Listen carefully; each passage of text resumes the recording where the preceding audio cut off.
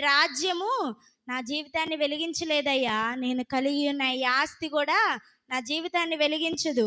నా జీవితాన్ని వెలిగించగలిగిన ఏకైక వ్యక్తివి నువ్వే ప్రభువా అని చెప్పి ప్రార్థన చేశాడు. ఏమని? నా దీపమును వెలిగించేవాడవు నీవేనయ్యా.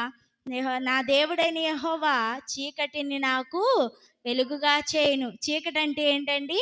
కష్టాలు, నష్టాలు, ఇరుకులు, ఇబ్బందులు. దావీదు గారు గొప్ప రాజండి. గొప్ప రాజు స్థితిలో ఉండి ఆయనకి ఏదైనా కొదువు ఉండిద్దా? కొదువు ఉండిద్దండి రాజుగారికి? ఆయనకేమన్నా అనారోగ్యం వచ్చిందనుకో పరిగెత్తుకొని వస్తారు వైద్యులు. వస్తారా లేదా? అటువంటి రాజుగారే మన దేవుడైన యెహోవా దగ్గర సాష్టాంగపడి అడుగుతున్నారు. నా జీవితమైన దీపాన్ని నువ్వే వెలిగించాలయ్యా. నా జీవితమైన దీపాన్ని నువ్వే వెలిగించాలి ప్రభువా.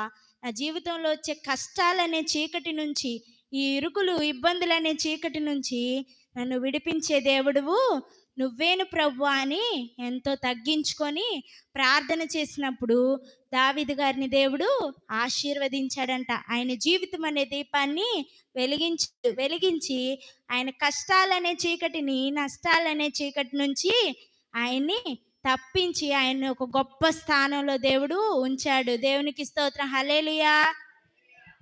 రాజంతటి వ్యక్తే ఎంతో గొప్ప విశ్వాసాన్ని కనపరిచాడండి. ఈ రోజుల్లో మనం ఎంతటి వారము?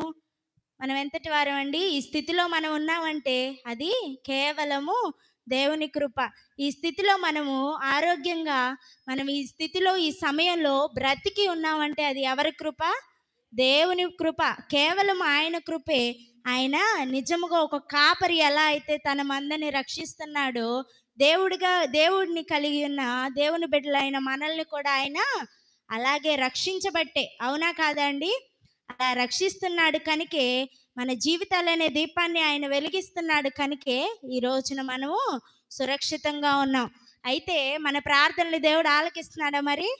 ఆలకిస్తున్నాడా లేదమ్మా? రాజుగారి ప్రార్థన దేవుడు ఆలకించాడు. దావీదు గారి ప్రార్థన ఆలకించాడు. అలాగే ఒక రాజు ప్రార్థనే దేవుడు ఆలకిస్తాడా అంటే, కానీ తక్కువ స్థితిలో ఉన్నవారి ప్రార్థన కూడా దేవుడు ఆలకిస్తాడు. ఈ లోకంలో మనుషులకు ఉండొచ్చు భేదం. మనుషులకు ఉండిద్ది కదండి.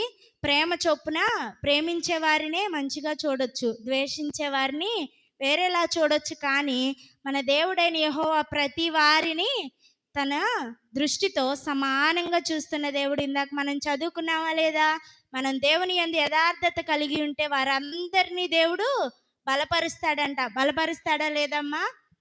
తన ఎడల యథార్థ హృదయము గల వారిని బలపరచుటకై యెహోవా కనుదృష్టి లోకమందంతటా సంచారం చేస్తుందంట. ఎక్కడ సంచారం చేస్తుంది?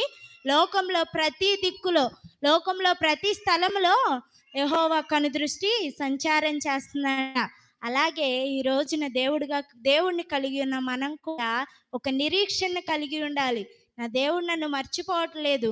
నా దేవుని దగ్గర ఈ లోకంలో నాకు ఒక విలువ లేకపోవచ్చు, కానీ నా దేవుని దగ్గర నాకు ఒక గొప్ప స్థానం ఉంది. ఒక వజ్రాన్ని, ఒక రత్నాన్ని ఎలా అయితే విలువగా చూస్తారో నా దేవుడైన యెహోవా కూడా నన్ను అలా విలువగా చూస్తున్నాడు. అందుకే ఈ క్షణమున నేను సజీవంగా ఉన్నానంటే ఒక కాపరి తన గొర్రెను రక్షించినట్లుగా ఆయన నన్ను రక్షిస్తున్నాడు అని ఒక గొప్ప నిరీక్షణ మనం కలిగి ఉంటే, ఒక యథార్థతను మన జీవితంలో కలిగి ఉంటే, ఆనాడు యోబు గారిని దేవుడు ఎలా అయితే ఆశీర్వదించాడో, ఆశీర్వదించి ఆయన జీవితాన్ని రెండంతలుగా ఎలా అయితే దీవించి మనకి ఈ రోజున తెలియపరిచాడో, మనం కూడా అటువంటి నిరీక్షణ కలిగి ఉంటూ యోబు గారిని ఆశీర్వదించిన దేవుడు మనల్ని కూడా తప్పక ఆశీర్వదిస్తాడు. ఆశీర్వదిస్తాడా లేదమ్మా? అందరూ శ్రద్ధగా వినాలి. ఆశీర్వదిస్తాడా లేదా? దేవునికి స్తోత్రం. హల్లెలూయా.